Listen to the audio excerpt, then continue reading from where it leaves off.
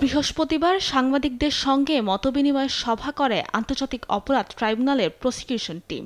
শুরুতে সংশোধিত ট্রাইব্যুনাল আইনের ওপর মূল বক্তব্য উপস্থাপন করেন প্রসিকিউটর সাইমুম রেজা তালুকদার। এরপর ট্রাইব্যুনালের তদন্ত কাজের অগ্রগতি তুলে ধরেন প্রসিকিউটর কাজী এমএইচ তামিম।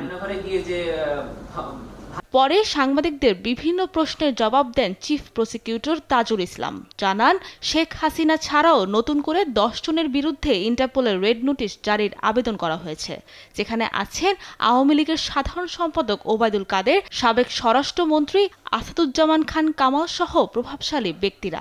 আমরা যাদের বিরুদ্ধে আজকে এই রেড নোটিশ অথবা ইন্টারপোলের মাধ্যমে রেড নোটিশ জারি করার জন্য পাঠিয়েছি তারা হলো mister Obaidul Quader, mister Asaduzzaman Khan Kamal, mister AKM Mozammel Haque, Mohammad Hasan Mahmud, Jahangir Kabir Nanak, Sheikh Fazle Noor Taposh, Mohibul Hasan Chowdhury Naufel, Nasrul Hamid Bipu, Mohammad Ali Arafat এবং তারিক আহমেদ সিদ্দিকী। আন্তর্জাতিক অপরাধ ট্রাইব্যুনালে এ পর্যন্ত 339টি মামলা হয়েছে, যেখানে মন্ত্রী, এমপি, পুলিশ ও সেনা কর্মকর্তা সহ আসামি 141 জন, যার মধ্যে শেখ হাসিনা সহ 87 জন পলাতক আর গ্রেফতার আছেন 54 জন।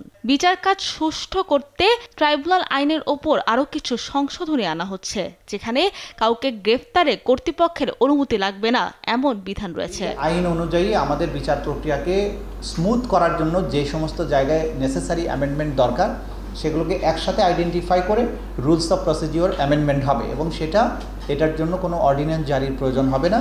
যারা মানবতা বিরোধী অপরাধের সাথে সম্পৃক্ত এবং আমাদের তদন্ত সংস্থা যাদের সম্পৃক্ততা পাবে আইন অনুযায়ী তাদের গ্রেপ্তার করা হবে। জুলাই আগস্ট আন্দোলনে গণহত্যার সঙ্গে সরাসরি জড়িত নির্দেশদাতা, পরিকল্পনাকারী, অর্থদাতাদের বিচারের সব তথ্য একসঙ্গে করে মামলা প্রস্তুতের কথা জানায় প্রসিকিউশন। সাবরিনা মজুমদার, দেশ টিভি, ঢাকা।